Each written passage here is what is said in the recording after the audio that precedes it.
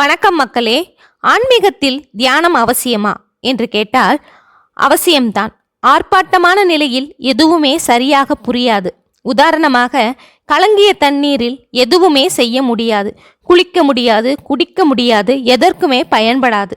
அதே தண்ணீரை கொஞ்சம் அப்படியே விட்டுவிட்டோம் என்று சொன்னால் கலங்கிய விஷயங்கள் எல்லாம் அடியில் போய் மேலாக தெளிவான தண்ணீர் கிடைக்கும்.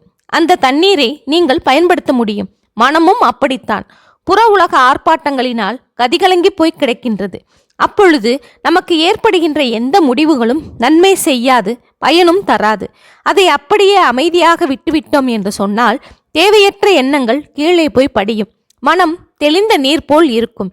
இந்த அமைதியான மனதில் பல உயர்ந்த எண்ணங்களும் சிந்தனைகளும் உண்டாகும். இந்த அமைதிக்கு காரணமாக அமைவது தியானம்.